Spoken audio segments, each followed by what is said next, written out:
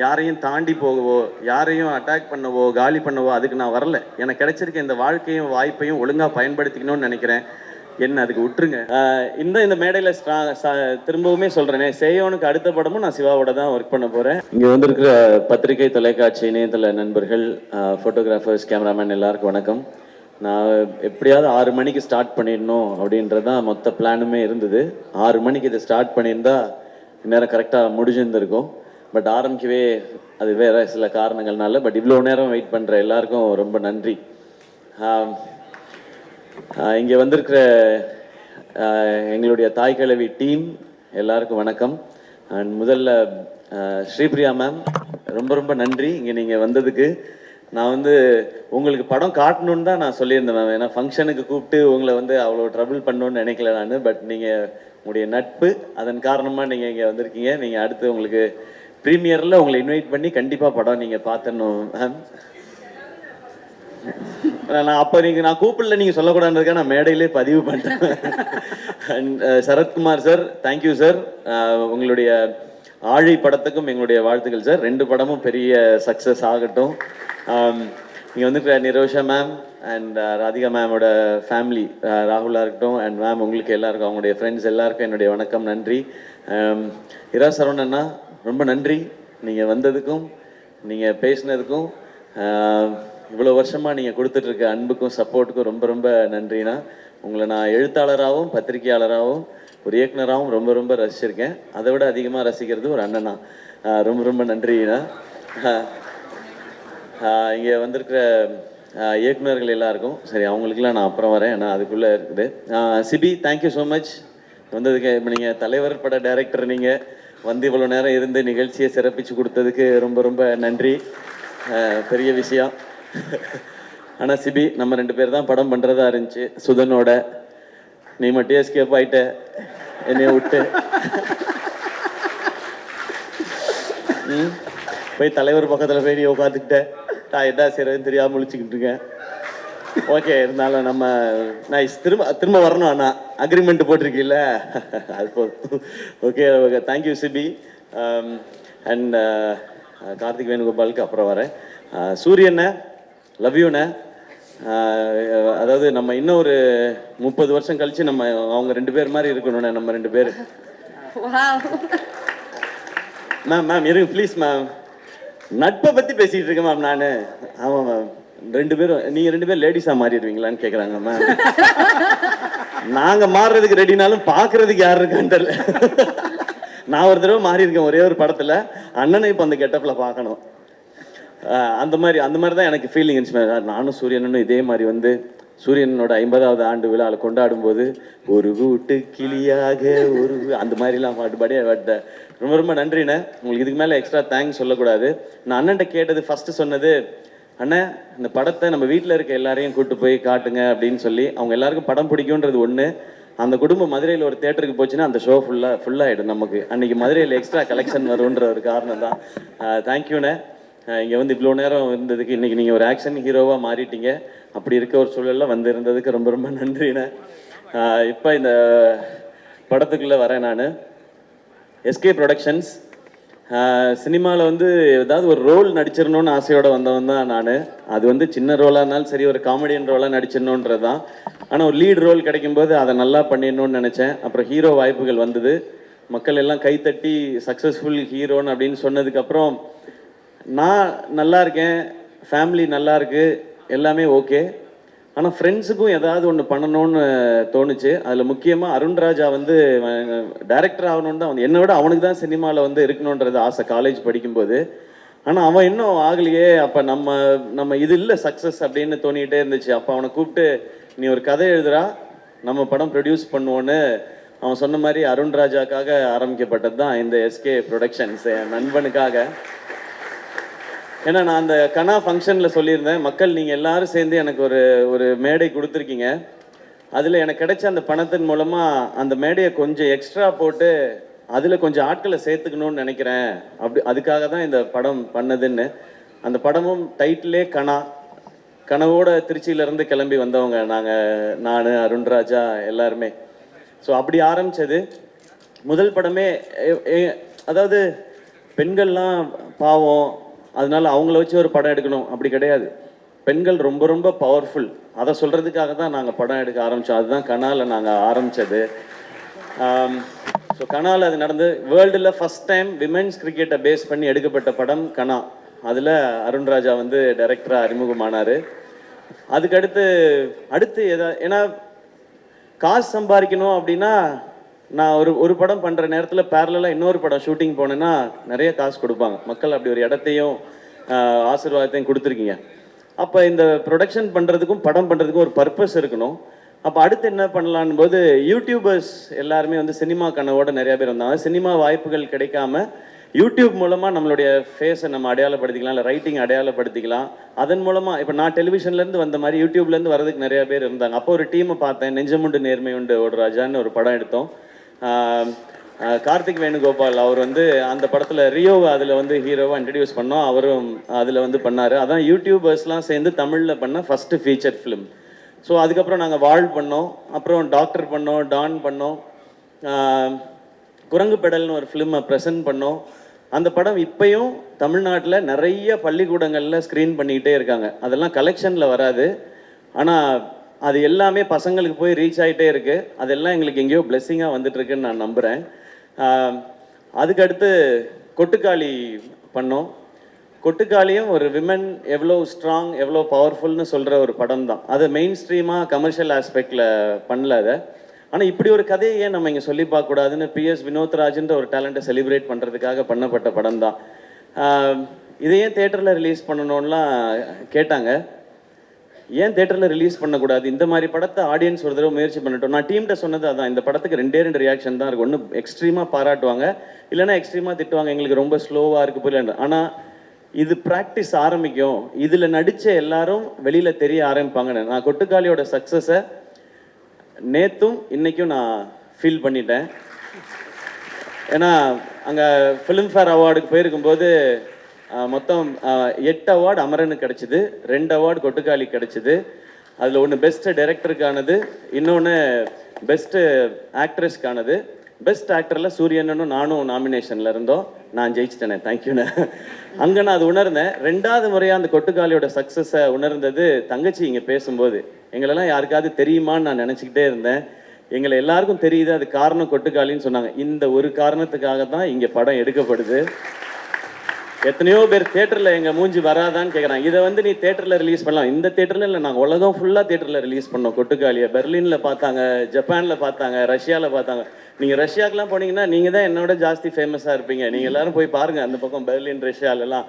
அதுக்காக தான் அந்த படம் பண்ணோம். ஸோ கொட்டுக்காளியோட சக்ஸஸ் இன்றைக்கி ரொம்ப நிறைவாக நான் உணர்ந்திருக்கேன். இன்னும் அந்த மாதிரி படம் வரும்.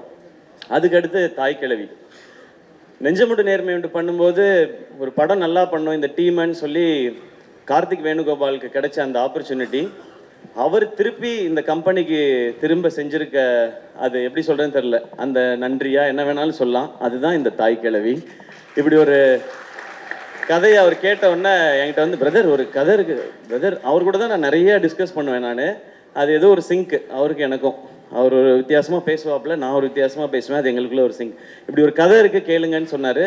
ஓகே சிவா, ஓகே கார்த்தி, நீங்கள் சொல்லுங்கள் அப்படின்னு சொன்னேன். யார் ஹீரோ, யாரை மைண்டில் வச்சு பண்ணியிருக்காங்க? அவருக்கு வந்து ஒரு தயக்கம், எதுவுமே சொல்லாமல் பிரதர் நீங்கள் கேளுங்க பிரதர், கேட்டால் உங்களுக்கு பிடிக்கும், உங்களுக்கு பிடிக்கும் நம்புறேன்னு சொல்லி சிவாவை கூட்டிகிட்டு வந்தார். சரி சிவா நான் கேட்குறேன்னு சொல்லிட்டு சிவாட்ட நரேஷன் ஆரம்பித்து ஃபர்ஸ்ட் ஹாஃப் முடிஞ்சுது. நான் ரொம்ப என்ஜாய் பண்ணேன்.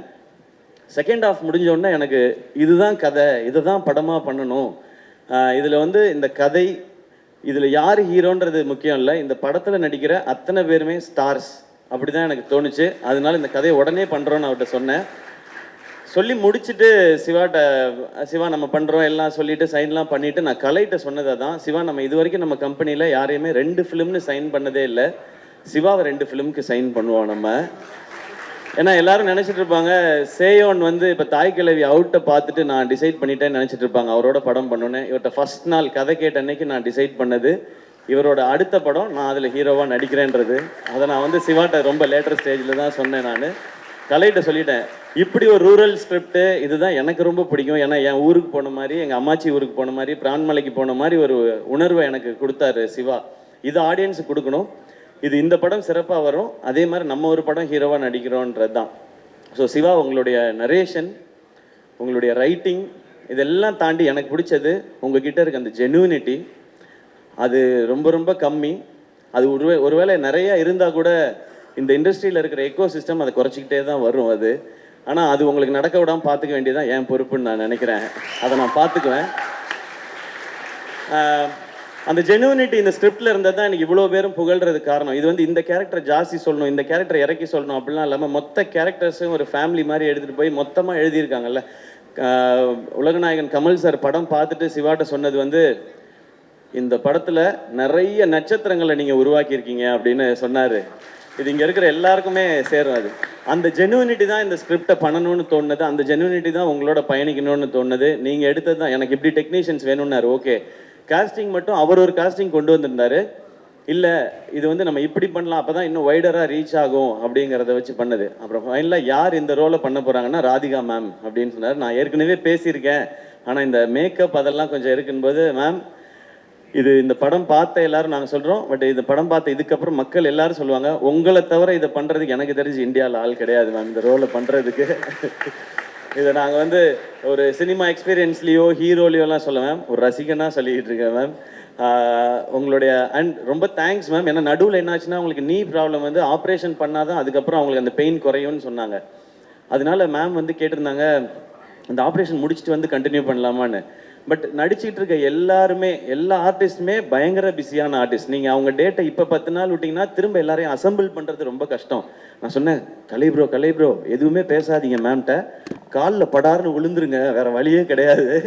இதை மிஸ் பண்ணோன்னா நமக்கு கிடைக்காது, நீங்கள் மேம்கிட்ட போய் சொல்லணும். அப்புறம் மேம்கிட்ட எக்ஸ்பிளைன் பண்ணணும், புரிஞ்சுக்கிட்டாங்க. மேம் நீங்கள் நடக்கிற மாதிரி இருக்க போர்ஷன் மட்டும் அப்புறமா எடுத்துக்கிறோம், அதில் நீங்கள் மட்டும்தான் இருக்கீங்க, மற்றதெல்லாம் எல்லாரோடையும் எடுத்து முடிச்சிடறோன்னு சொல்லி ஒரே ஸ்கெடியூலில் எடுத்து முடித்தோம். அப்படி பண்ணாதான் இது பண்ண முடியும். ஏன்னா இன்னைக்கு நம்ம இந்த பக்கம் உட்காந்து படம் நல்லா வந்திருக்குன்றதுக்கு அப்புறம் நம்ம இதை பண்ணிட்டு இருக்கோம். ஆனால் அந்த கால்குலேஷனுக்கு அது கரெக்டாக வந்து சேரணும், அந்த டேஸ்க்குள்ளே முடிக்கணுன்ற நிறையா ப்ரெஷர் இருந்தது. பட் உங்களுடைய சப்போர்ட் அண்ட் எல்லாருடைய சப்போர்ட்லேயும் சிவா வந்து என்ன டேட்டில் படம் முடிக்கிறேன்னு சொன்னாரோ அந்த டேட்டில் படத்தை முடித்தார். அதுக்கு காரணமாக இருந்த சிவகுமார் முருகேசன் அவரும் அவருடைய டீம் எல்லாருக்கும், அவங்களுடைய அசிஸ்டன்ட் டைரக்டர்ஸ் எல்லாருக்கும் வாழ்த்துக்கள். அதே மாதிரி ப்ரொடக்ஷன் டிசைனர் அவருடைய டீமுக்கு எல்லாருக்கும் நன்றி, வாழ்த்துக்கள். அண்ட் கேமராமேனோட டீம் எல்லாருக்கும் வாழ்த்துக்கள். ஏன்னா நீங்கள் எல்லாரும் டே நைட் எப்படி வேலை பார்த்தீங்கன்றது தெரியும், அதனால தான் இது சாத்தியமாச்சு. சிவகுமாரோட அப்பா அம்மா இங்கே இருக்கீங்க, இங்கே எல்லாரும் உங்களுடைய பையனை வந்து நிறையவே அப்ரிஷியேட் பண்ணுறாங்க அவருடைய திறமைக்காக. பட் அவர் ரொம்ப நல்ல பையனை நீங்கள் வளர்த்துருக்கீங்க, அதுக்காக அது உங்கள்கிட்ட நான் சொல்லணும்னு நினைக்கிறேன். அவர் கம்மியாக தான் பேசுகிறாரு, ஆனால் அவரை பற்றி எல்லாரும் நிறைய பேசுகிறாங்க. அதுதான் அவர் பண்ணியிருக்க அச்சீவ்மெண்ட்டுன்னு நினைக்கிறேன். இன்னும் அடுத்த இது இருக்குது, சேயோன்னு இருக்குது. அதில் நீங்கள் ரொம்ப சூப்பராக சொன்னீங்க, நீங்கள் ஒரு மூட்டையே கொடுத்துருக்கீங்க, நான் விளைச்சல் எடுப்பேன் அப்படின்னு சொல்லியிருக்கீங்க. இந்த சேயோன் படம் கூட ஆர்கேஎஃப்ஐயில் வந்து அவர் படத்தை பார்த்துட்டு, தாய் கிழவி பார்த்துட்டு கமிட் ஆன படம் இல்லை இது. நான் போயிட்டு ஆர்கேஎஃப்ஐயில் போயிட்டு நான் ஒரு படம் பண்ணணும்னு முடிவு பண்ணிட்டேன், அது இந்த படம் தான் முடிவு பண்ணிட்டேன். நான் நேராக அங்கே போனேன், நான் போயிட்டு நம்ம ஒரு படம் பண்ணுறோன்னு சொன்னேன் மகேந்திரன் சார்கிட்ட. ஓகேன்னு அவர் கை கொடுத்துட்டாரு. அவர் சிவகுமார் தான் டேரக்டர்னு சொன்னேன். அந்த படத்தை பற்றி எல்லாருமே சொல்கிறாங்கன்னு சொல்லி நேராக கூப்பிட்டு போய் கமல் சார்கிட்ட கூப்பிட்டு போய் இதான் ப்ராஜெக்ட்னு கை கொடுத்து என்ன அனுப்பிச்சி விட்டாங்க. அதுக்கப்புறம் தான் கதை கேட்டாங்க, கதை கேட்ட அப்புறம் தான் தாய் கிழவி படமே பார்த்தாங்க. ஸோ ஆல்ரெடி அவர் அந்த பேரை சம்பாரித்து வச்சுருந்தாரு சிவகுமார். இப்போ நான் வெயிட் பண்ணுறதுல எனக்கு உங்களை பாராட்டும் போதெல்லாம் எனக்கு ரொம்ப ரொம்ப சந்தோஷமாக இருக்குது சிவா. ஏன்னா என் பேரும் சிவான்றதுனால என்னையே தான் சொல்கிறாங்கன்ற மாதிரி நான் ஃப்ரேம்குள்ளே எட்டி பார்த்துக்கலாம் அது. அண்ட் அவ்வளோ எமோஷ்னலாக இருக்குது. ஏன்னா நீங்கள் எவ்வளோ கஷ்டப்பட்டு இந்த இடத்த நோக்கி வந்திருப்பீங்க, ஆனால் அதை எப்படி ஹேண்டில் பண்ணுறீங்கன்றதும் ஒரு ரீசன். ஸோ இன்னும் நிறைய சக்ஸஸ் உங்களுக்காக காத்துட்ருக்கு, சேர்ந்தே பயணிப்போம். இந்த மேடையில் திரும்பவுமே சொல்கிறேனே, சேயோனுக்கு அடுத்த படமும் நான் சிவாவோட தான் ஒர்க் பண்ண போகிறேன். மறுபடியும் சொல்கிறேன், இது ரிசல்ட்டுக்காகவோ வியாபாரத்துக்காகவோ கலெக்ஷனுக்காகவோ இல்லை, அந்த ஜெனுவினிட்டிக்காக, அந்த ஜெனுவினான ஒரு மனுஷனோட ஒர்க் பண்ணுன்றதான். அண்ட் அவர் இங்கே கொண்டு வந்த காஸ்டிங், சிங்கம்புலி அண்ணன் திரையுலகின் மூத்தவர், அவர் வந்து தூங்குறீங்களாண்ணே? இல்லைண்ணே, சரிண்ணே. சிங்கமொழி அண்ணன் பேசிட்டே இருந்தால் கேட்டுகிட்டே இருக்கலாம், அப்படி ஒரு என்டர்டெய்னிங்கான ஒரு ஆள். அவர் வந்து கமல் சாருடைய ரசிகராக இந்த படத்தில் உப்பிலியான்ற கேரக்டர் நடிச்சிருக்காரு. ஆனால் தேங்க்யூண்ணே, உங்களுடைய அன்புக்கும் சப்போர்ட்டுக்கும் ரொம்ப மகிழ்ச்சி. நம்ம அடுத்தல சேர்ந்தும் நம்ம ஏன்னா ஷூட்டிங்க்கு நடுவில் அவர் பேசுகிற அண்ணன் அதெல்லாம் வேணாண்ணே. ஷூட்டிங்க்கு நடுவில் அவர் பண்ணுற காமெடி வந்து இன்னும் பயங்கரமாக இருக்கும். ஆனால் அதே மாதிரி அருள்தாசனை தேங்க்யூ, உங்களுடைய கமிட்மெண்ட் சப்போர்ட் பற்றி டீம் எல்லாருமே சொல்லிட்டே இருந்தாங்க. தேங்க்யூ உங்களுடைய சப்போர்ட்டுக்கு. அண்ட் முத்துக்குமார்னா ரொம்ப நன்றி. அவர் வாட்ஸ்அப் ஸ்டேட்டஸ் டெய்லி பார்த்தீங்கன்னா யாருடைய போஸ்டர் தாய்க்கிழவை பற்றி ஷேர் பண்ணாலும் அது அவரோட வாட்ஸ்அப் ஸ்டேட்டஸில் இருக்குது. ஏன் போஸ்டர் போட்டாங்க, என் போஸ்டர், அவர் இந்த படத்தை அப்படி வந்து ரசிக்கிறாரு, ஓன் பண்ணுறாரு. இவங்க எல்லாரும் அப்படி ஓன் பண்ணுறதுனால தான் இது இப்படி வந்திருக்குன்னு நினைக்கிறேன். அண்ட் பாலசரவணன் ப்ரோ எப்போ ஃபோன் பண்ணாலும் என்ன பண்ணுறீங்க பாலா அப்படின்வேன். அதாவது ஃபேன்ஸோடு இருக்கேன் அப்படின்வாரு. சரி சரி சரி சரி அப்படின்வேன். திரும்ப இன்னொரு நாள் ஃபோன் பண்ணால் இந்த ஃபேன்ஸ் தான் தலைவரே அப்படின்வாரு. ஏங்க அப்படி என்னங்க ஃபேன்ஸ் கூடவேவா இருக்காங்க அப்படின்னா, 2 பேர் தானே தலைவரே, நமக்கு 2 ஃபேன்ஸ் தான் கூடவே தான் இருக்காங்க அப்படின்னாரு. இப்போ ஒருத்தன் புதுசாக வந்திருக்கான் தலைவரே அப்படின்னாரு அன்னைக்கு நேற்று. ஏன் உங்களை பற்றி இன்னும் தெரியலையா அவனுக்கு? இல்லை தலைவரே, அந்த 2 பேர் ஓடிட்டாங்க, அதனால புதுசாக ஒருத்தனை பிடிச்சிருக்கேன் அப்படின்னாரு.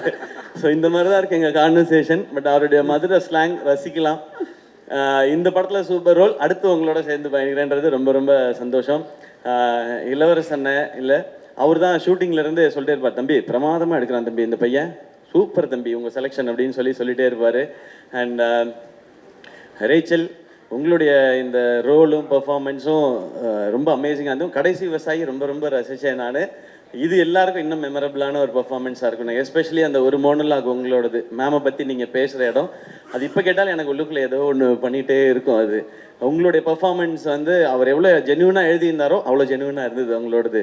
அண்ட் நீங்கள் நடித்த எல்லா சிஸ்டர்ஸ்க்கும், அதாவது என்னுடைய சகோதரிகள் எல்லாருக்கும் ரொம்ப ரொம்ப நன்றி வச்சு. நீங்கள் வந்து அவர் நினச்ச அந்த ரூரலில் இருக்கிற அந்த நேட்டிவிட்டியில் இருக்கிற டெப்த்தையும் அதில் இருக்க உண்மையையும் அவ்வளோ அழகாக கொண்டு வந்துட்டீங்க உங்களோட பர்ஃபார்மன்ஸில். கமல் சார், இவங்க எல்லாமே இன்னும் நிறைய குட்டி குட்டி ரோல்ஸ் பண்ண நிறைய பேர் நடிச்சிருக்காங்க. கமல் சார் சொன்ன இவங்க எல்லாரும் நட்சத்திரங்கள். இவங்கெல்லாம் தான் இந்த படத்தோட ஹீரோ ஹீரோயின்ஸ்.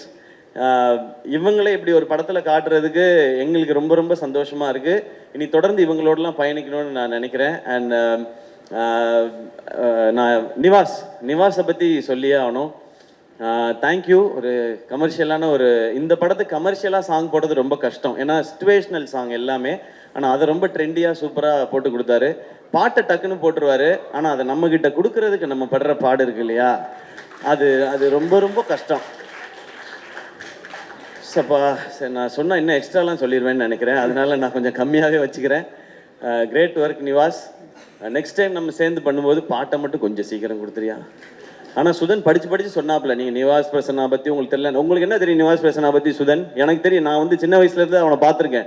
பாட்டை எப்படி கொடுக்குறாரு பாருன்ட்டு நான் வந்து பாட்டெல்லாம் கம்போஸ் ஆயிடுச்சு தெரியுமா சுதன் அப்படின்னுவேன். கம்போஸ் ஆயிடுச்சு உங்கள் கைக்கு வந்துச்சா அப்படின்னு அப்படின்னு அவர் சுதனோட நான் சேலஞ்ச் பண்ணி தான் நான் நிவாஸோட ஒர்க் பண்ணேன். But BGM extraordinary Nivas. Thank you so much. And Dooni ஜானுக்கு நம்மளுடைய ஆஃபீஸில் ஒரு ரசிகர் படையே இருக்குது. அவர் தான் நமக்கு வருத்தப்பட வாலிபர் சங்கம், மான் கராத்தே, ரஜினி முருகன், அப்புறம் டான், அப்புறம் இப்போது தாய் கிழவி சேயோன்னு சொல்லி எங்களோட அந்த ஜேர்னி ஃபுல்லாகவே அது ரொம்ப சக்ஸஸ்ஃபுல் ஜேர்னியாகவே இருந்திருக்கு. தேங்க்யூ இந்த படத்தில் நீங்கள் பண்ண போஸ்டர்ஸ்க்கு. ஏன்னா நீங்கள் ஒரு ஃபோட்டோ ஷூட் பண்ணி ஒரு கேம்பெயின் ஸ்டார்ட் பண்ணீங்க, அது நிறைய பேர் அப்ரிஷியேட் பண்ணுறாங்க, சூப்பராக இருக்குன்னு சொல்லி. இப்படி ஒவ்வொருத்தரும் ப்ளீஸ் நீங்கள் உட்காருங்க, இப்படி ஒவ்வொருத்தரும் அவங்களுடைய பெஸ்ட்டை கொடுக்கணும்னு இந்த படத்துக்கு நினைக்கிறாங்க. அண்ட் இப்போ எனக்கு சொல்லணும்னு தோணுது, இங்கே இருக்கிற எல்லாரும் எமோஷ்னலாக பேசும்போது இந்த தாய் கிழவி படம் ரொம்ப ரொம்ப லாபகரமான படமாக ஆல்ரெடி இருக்குது ப்ரொடக்ஷன் ஹவுஸ்க்கு. ஃபஸ்ட்டு லாபம், இங்கே எல்லாரும் எமோஷ்னலாக பேசி ஒரு அன்பை பகிர்ந்துக்கிட்டாங்கல்ல, எல்லாரும் அப்ரிஷியேட் பண்ணாங்கல்ல, அதுதான் மிகப்பெரிய லாபம்னு நினைக்கிறேன். அந்த லாபத்தை எதிர்பார்த்து தான் நான் இந்த ப்ரொடக்ஷனை பண்ணிக்கிட்டே இருக்கேன், எஸ்கே ப்ரொடக்ஷன் பண்ணுறது. அடுத்து உண்மையாகவே பணம் வரணும், ஏன்னா பணம் வந்ததுனா தான் இந்த மாதிரி முயற்சிகள் தொடர முடியும். ஆல்ரெடி இப்போ சிவகார்த்திகேயன் ப்ரொடக்ஷன்ஸ்க்கும் சரி, பேஷன் ஸ்டுடியோஸ்க்கும் சரி, இந்த படம் ஏற்கனவே லாபம் ஈட்டி கொடுத்துருச்சு. இப்போ நாங்கள் வெயிட் பண்ணுறது எல்லாமே மக்கள் சிரித்து ரசித்து என்ஜாய் பண்ணி பாராட்டணுன்றது மட்டும்தான். அண்ட் எங்கள் டீமை மட்டும் நான் கூப்பிட்டுக்கிறேன். எஸ்கே ப்ரொடக்ஷன்ஸ் இவ்வளோ விஷயங்கள் பண்ணுறோம் அப்படின்னா, ஒரு 4 மாடி பில்டிங் ஆஃபீஸ் ஒன்று இருக்குது, அதில் வந்து ஒரு 40 பேர் வேலை செய்கிறாங்க, 80 பேர் வேலை செய்கிறாங்க. அப்படி இல்லை, ஒரு ஆஃபீஸ் ஒன்று வச்சுருக்கோம், அதில் எத்தனை பேர் வேலை செய்கிறாங்க, நாங்கள் எப்படி வேலை செய்கிறோம் மட்டும் பாருங்கள். கலை ஆல்ரெடி நீங்கள் பார்த்துட்டீங்க. ராகுல் வாங்க, ராகுல், கார்த்திக், திவாகர்,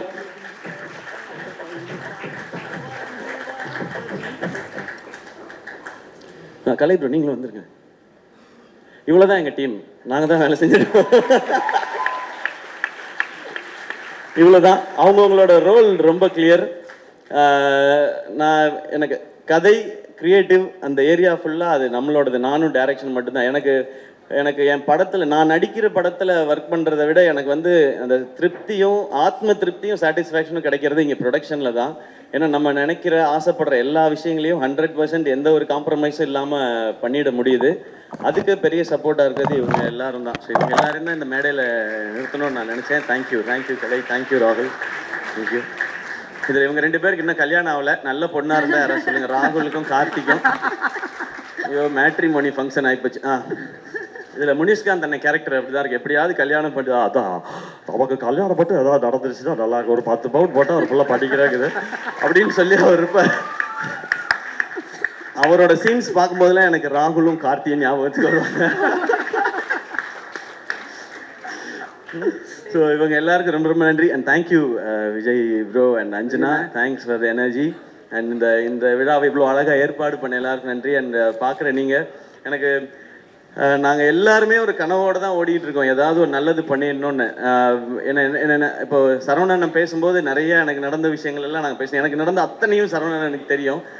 நான் எல்லாத்தையும் கேட்குறது அதான். நான் ஒரு ஆசையோடு வந்திருக்கேன். எனக்கு இவ்வளோ பேருக்கு கிடைக்காத ஒரு வாய்ப்பு எனக்கு கிடைச்சிருக்கு. இந்த வாழ்க்கையை அர்த்தமுள்ளதை ஆக்கிக்கணும்னு நான் ஆசைப்படுறேன். ஏன்னா எனக்கு மட்டுமே போதுமானதாக இருந்தால் இவ்வளோ பெரிய ஒரு பேரோ புகழோ பணமோ கடவுள் கொடுக்க தேவையில்லை. அது உனக்கு மட்டும் யூஸ் ஆகக்கூடாது, இன்னும் கொஞ்சம் பேருக்காவது யூஸ் ஆகணும்னு அவர் சொல்கிறாருன்றதான் நான் எவ்ரி படம் ஹிட் ஆகும் போதும் சம்பளம் வாங்கும்போதும் அதை நான் நினச்சிப்பேன். அதை முடிஞ்ச அளவுக்கு எனக்கு தெரிஞ்சவங்களுக்கோ நல்லது நான் பண்ணிகிட்டு இருக்கேன். இதை படத்துலையும் என் இண்டஸ்ட்ரிக்கு எனக்கு இந்த இடத்த கொடுத்த இண்டஸ்ட்ரிக்கு நான் திருப்பி ஏதாவது கொடுக்கணும்னு நினைக்கிறது தான் இந்த மாதிரி படங்கள் பண்ணுறது. ஸோ நான் இதை தான் பண்ணணும்னு நினைக்கிறேன். நான் இங்கே யாருக்கும் போட்டியாவோ யாரையும் தாண்டி போகவோ யாரையும் அட்டாக் பண்ணவோ காலி பண்ணவோ அதுக்கு நான் வரல. எனக்கு கிடைச்சிருக்க இந்த வாழ்க்கையும் வாய்ப்பையும் ஒழுங்காக பயன்படுத்திக்கணும்னு நினைக்கிறேன். என்ன அதுக்கு விட்டுருங்க, அதை தான் நான் கேட்கணும்னு நினைக்கிறேன். நான் இப்படியே இந்த மாதிரியே பண்ணிட்டு போயிட்டே இருப்பேன். இந்த மாதிரி நிறைய டேலண்ட்ஸோட இவங்களோடலாம் படம் பண்ணும்போது நான் நிறையா கற்றுக்கிறேன். நான் இது வரைக்கும் நான் எல்லாத்தையும் திரும்ப சொல்கிறது தான். நான் ஏன் அதை ஸ்பெசிஃபிக் நான் ரீமேக் படம் பண்ணதில்லை இது வரைக்கும். நான் கதை கேட்டு தான் படம் பண்ணியிருக்கேன். என்னுடைய படங்களோட வெற்றி தோல்வி ரெண்டுத்துக்குமே நான் ரொம்ப பொறுப்புன்னு நான் நம்புகிறேன். ஒவ்வொரு படம் கதை கேட்குறதுக்கும் அதை சினிமாவாக மாற்றுறதுலே நான் ஒவ்வொரு விஷயங்கள் கற்றுக்கிட்டே இருக்கேன். எனக்கு நிறையா ஃப்ளாஸ் இருக்குது, மைனஸ் இருக்குது, அதெல்லாம் ப்ளஸ்ஸாக மாற்றிக்கிறதுக்கு முயற்சி பண்ணிகிட்டே இருக்கேன். அதில் இந்த ப்ரொடக்ஷனில் பண்ணுற படங்களும் எனக்கு உதவிக்கிட்டே இருக்குது. இதை நான் தொடர்ந்து பண்ணணும்னு நினைக்கிறேன். அதுக்கு மக்கள் எப்போவுமே எனக்கு சப்போர்ட்டாக இருந்துகிட்டே இருக்கிறாங்க. ஆரம்பத்துலேருந்து எங்கேயோ இருந்த என்னையை கொண்டு வந்து திருச்சியிலேருந்து வந்தவனை கொண்டு வந்து இங்கே கொண்டு வந்து விட்டாங்க. இண்டஸ்ட்ரியில் இருக்கிற சிலர் மட்டும்தான் அதுக்கு ஏதாவது ஒரு தடைகள் போட்டுகிட்டே இருக்காங்க. அதை தாண்டி வரணும்னால நான் அதுக்கு ரெடி. பட் அந்த தடைகளை நீக்கிட்டிங்கன்னா இன்னும் 4 சிவகுமார் முருகேசன் எங்கே இருந்தால் தேடி கண்டுபிடிச்சி நான் கூட்டிகிட்டு வந்துடுவேன். என்னையை நீங்கள்லாம் கூட்டிகிட்டு வந்த மாதிரி.